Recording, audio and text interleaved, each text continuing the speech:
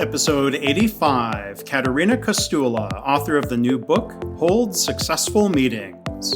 I've given my favorite mistake a title. It's called The Lonely Genius is a Myth.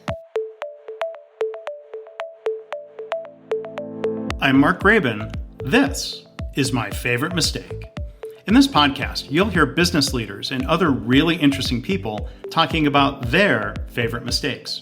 Because we all make mistakes. But what matters is learning from our mistakes instead of repeating them over and over again. So this is the place for honest reflection and conversation, personal growth, and professional success.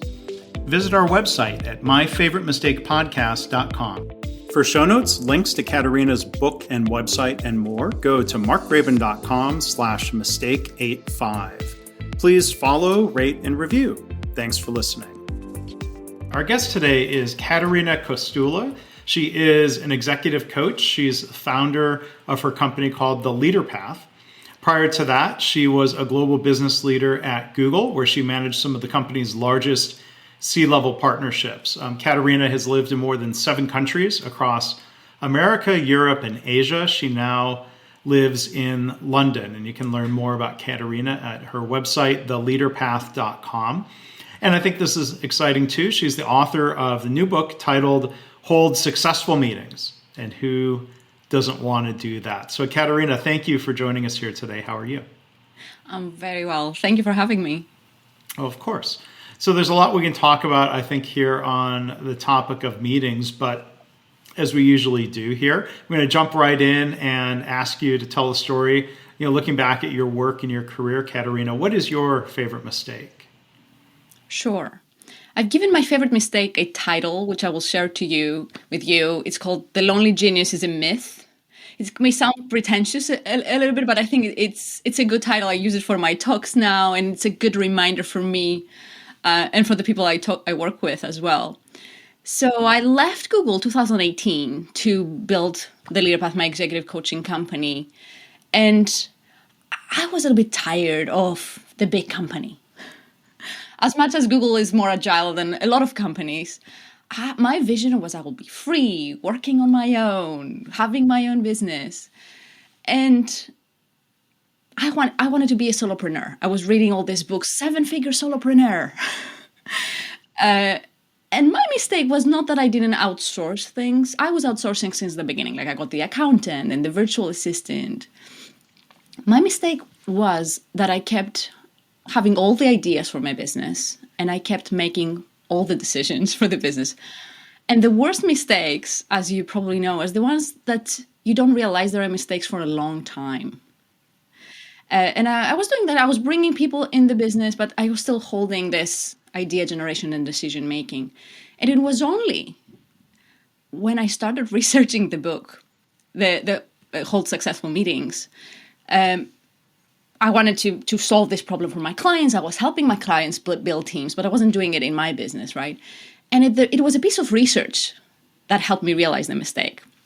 And it was 3 professors in Northwestern University, and they studied for all scientific papers, 19 million of them, over 50 years, and more than 2 million patents. And what they found out was that the scientific papers submitted by a team were cited twice as often as that of individuals. And because of how robust the research was, the penny dropped for me. I was like, I cannot have the impact I want if I don't work in a team, not just outsourcing or having a transactional relationship with people, but really having a team around me. And I could say to you, Mark, that after this, everything worked out and the team appeared and it was a happily ever after.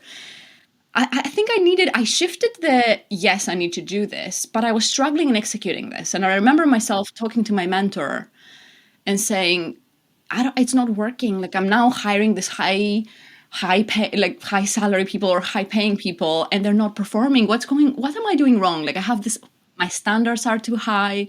Like in the execution, I was struggling. And it was my mentor who said, you need to decide what leader you want to be. And it's funny because that's my job. I coach leaders, right? But because all my emotional energy and my empathy and was going towards the clients, it was not going towards the team.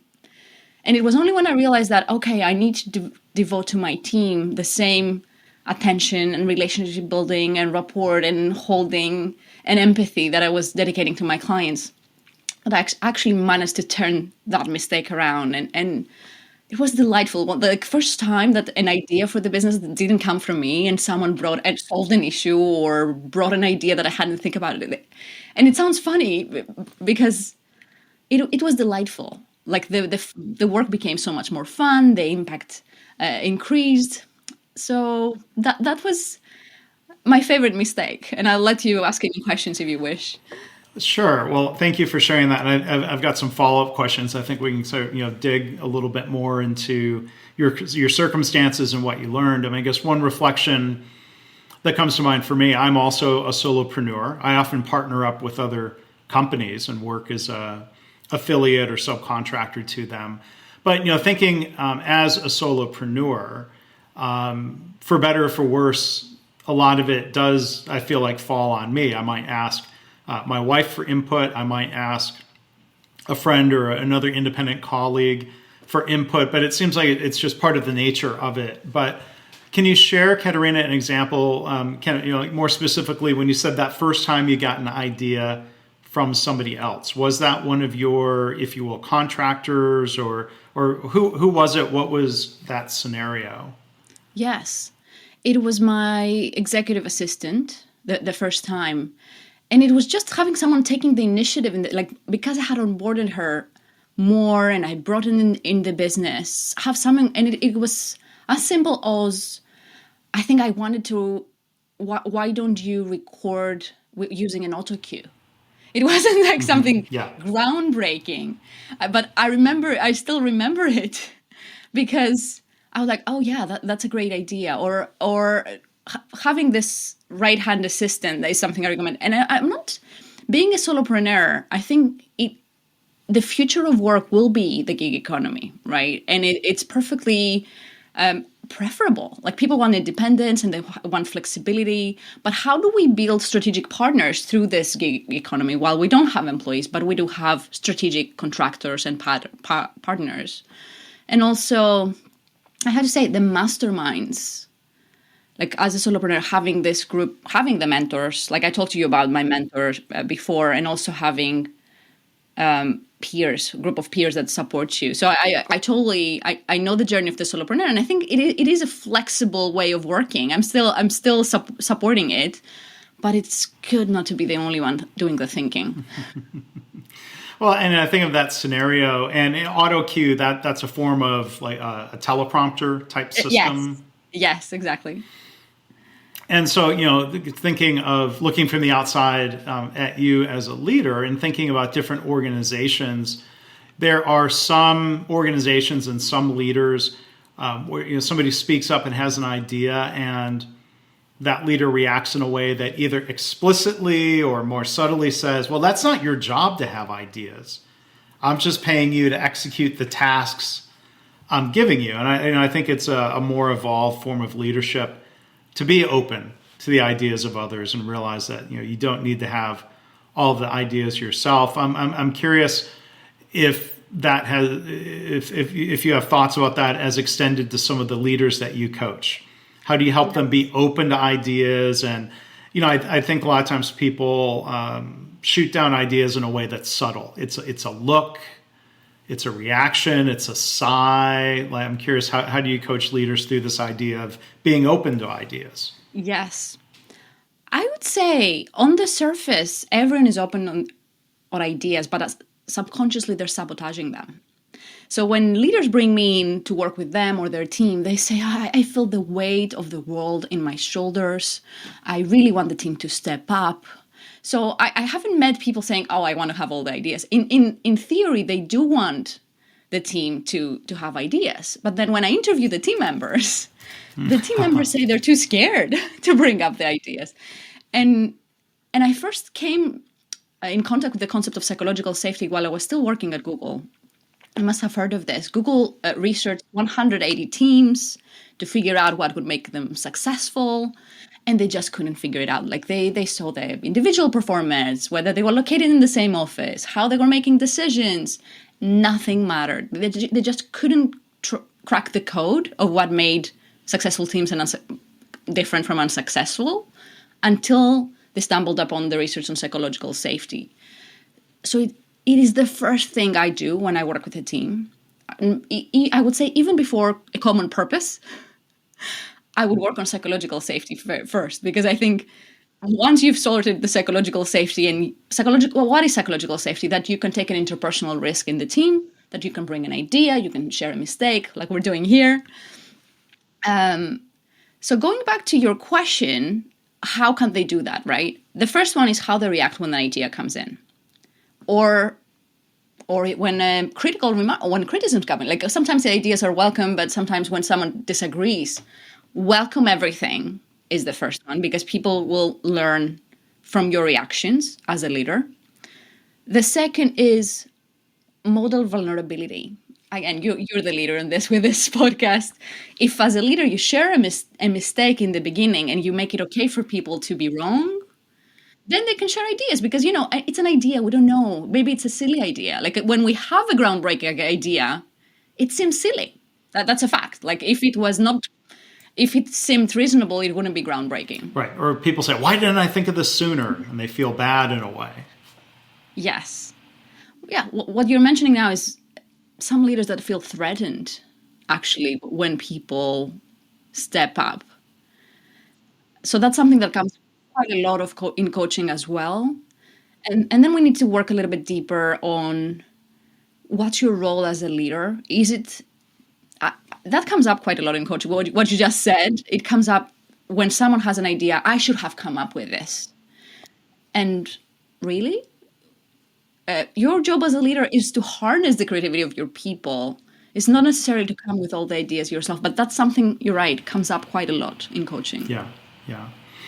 And you mentioned, I think it's great you bring up that phrase, psychological safety. I've had the chance in a different podcast series to interview Professor Amy Edmondson from Harvard Business School, who has written a lot about psychological safety. And I remember her talking about her research. It was not just nurses and healthcare, but Google was one of the companies that was cited of the main variable that would identify a really high performing team was the level of psychological safety. So it's interesting now to run across you, who was on sort of the other side. You were maybe the researched instead of the researcher.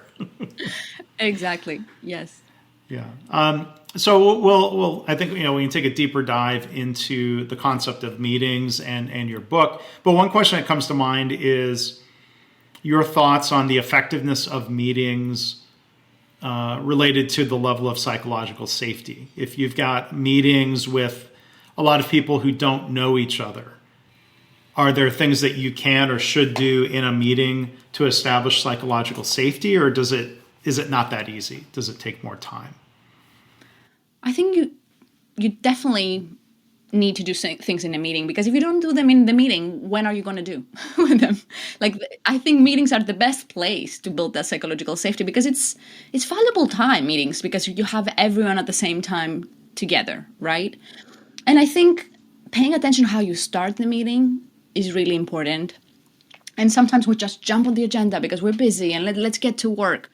And but we think if we spend even 5 times in the beginning to center ourselves and connect at the human level, we think it's a waste of time, but it's not. Like, there's a lot of research about this, that even 5 minutes of informal conversation in the beginning will make it a lot more effective later.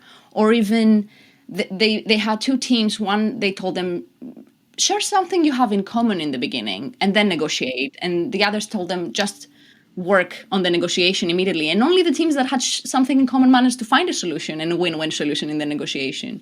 So I would say in the meeting, to build psychological safety, spend some time to connect at a personal level. And how do you connect? You can either share something personal, because that builds a little bit connection, human level. vulnerable, depending on how, if the team is an experienced team, being vulnerable in the beginning will help, like share a highlight and a low light of the week. It doesn't have to be share us our childhood traumas. It can be what was the highlight and the low light of since we last met. So you actually make it okay for people to bring both positive and negative things in the meeting. These are some of the ways I would say quickly you can establish more psychological safety. Yeah. No, you've got me thinking and reflecting if a podcast episode is a meeting, and if I'm the one who called the meeting in a way.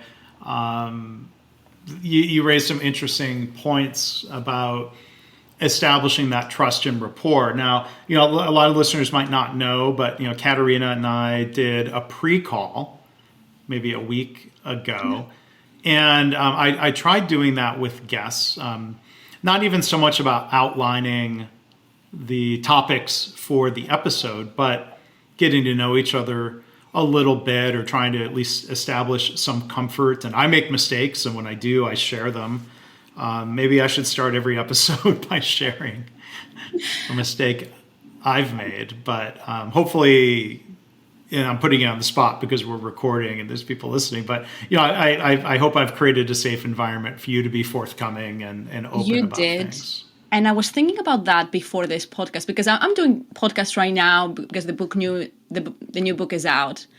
And right before we were started, I was thinking of how much more comfortable I was feeling because I met you before. Because not all podcasters will do this pre-call.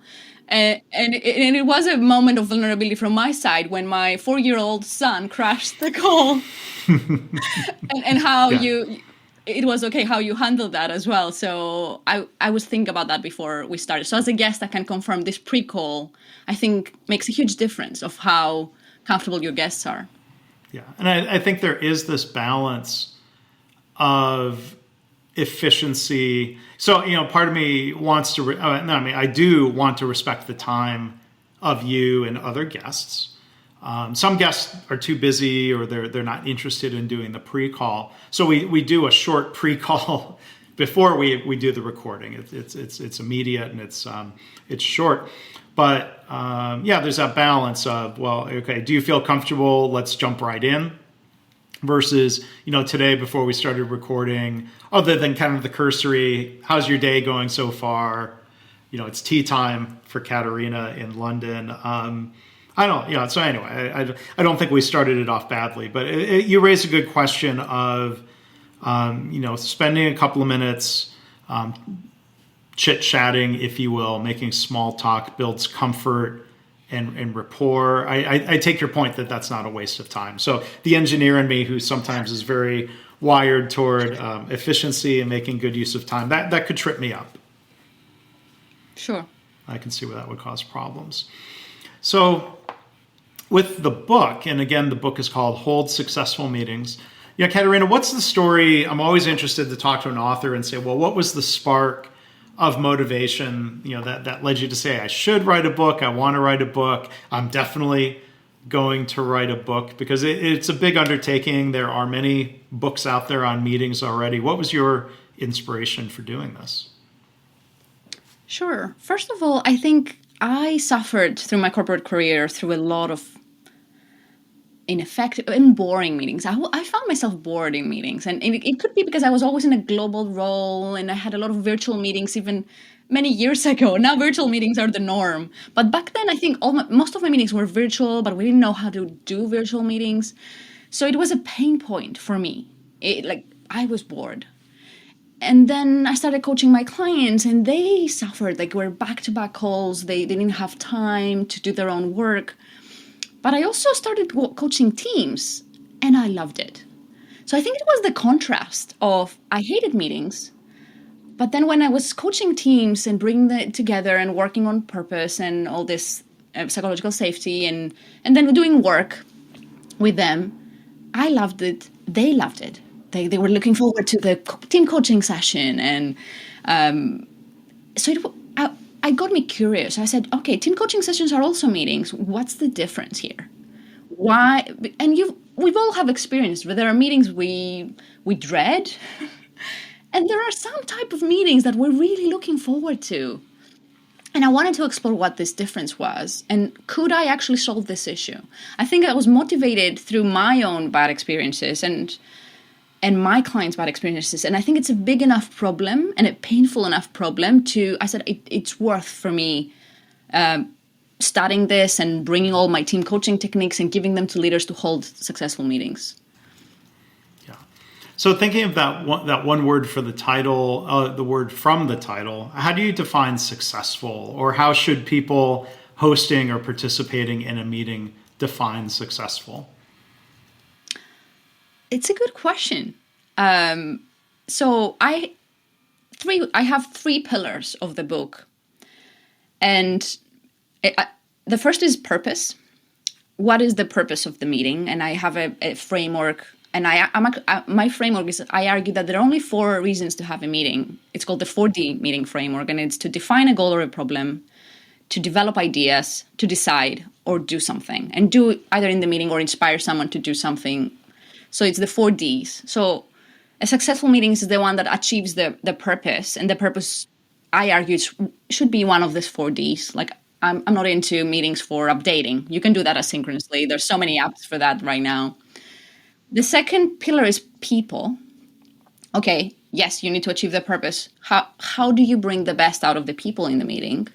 And that's where inclusion, psychological safety, or even yourself, right? How do you show up best in your meeting? So that's the second pillar of the book. And the third is process, which is what we talked about, how you start the meeting, how you finish, like some tips of how do you manage this process to be successful. So I would say, what's the purpose of the meeting? And also the how you bring the people and leverage their brain power. Like a successful meeting is a meeting that manages to leverage everybody's brain power rather than monologues or informational updates and things like that. Yeah. Yeah. I dislike meetings when, like you said, it's just strictly sharing of information. Because part of me gets frustrated, and this is, in different contexts. I'm not picking on any one person or organization here. This phrase comes to mind, and there are coffee mugs and there are probably T-shirts, and it's been a popular phrase. I think this meeting could have been an email. Yes. When I think of different ways of communicating, people could record a video and share it to be watched, as you said, asynchronously. Personally, I would prefer to read and scan a document. I don't like it when somebody sends a video in lieu of an email.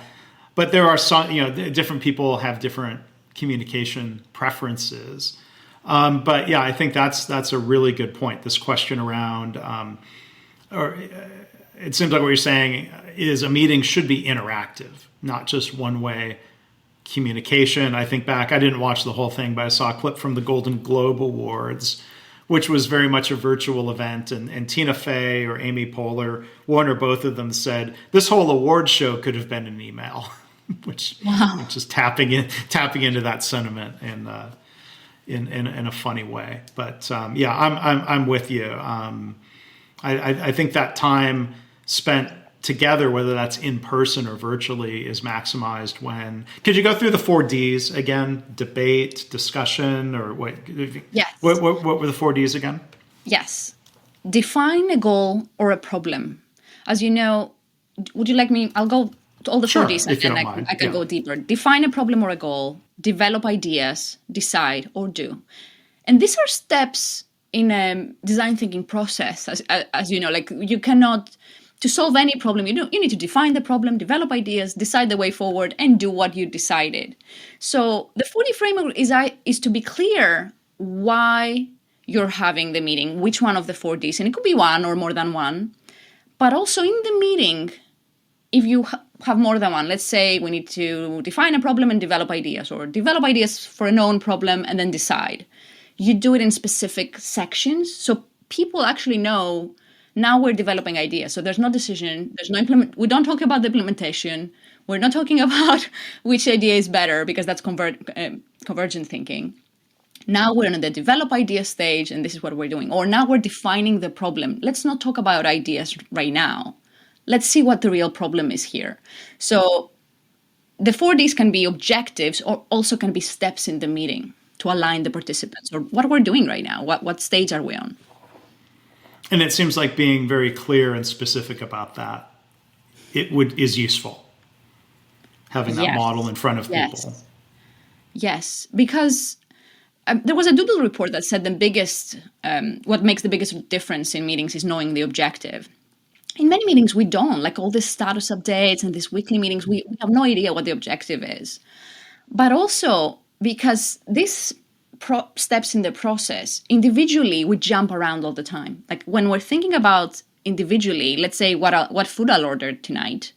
I'll say maybe curry, but not curry because it's too spicy. And then you go, I need food that is not spicy. You already find the problem. So you're jumping around as an individual. But bring a group together to do that. It's chaos. That's right. Yeah. They're so ineffective, right? Because what works well at an individual level, jumping through the Ds, at a group level creates chaos. So it's a simple way to just guide them through the 4Ds and make sure they reach the destination. Yeah, that sounds very helpful. You've already brought up the idea, the reality of this past year, many virtual meetings. Are there particular mistakes related to virtual meetings that you call out? It seems like your framework and your ideas that you've mentioned, Caterina, would apply just the same if we're in person versus remotely. But are there some lessons you've learned or mistakes you've made with virtual meetings this year? Yes. So I wrote the book during the pandemic. So I had to turn all my meetings and all my team coaching sessions online. I think mistakes virtual meetings are more tiring. There's a lot more going on. Tech issues, more overload of information. So first of all, let's make them shorter.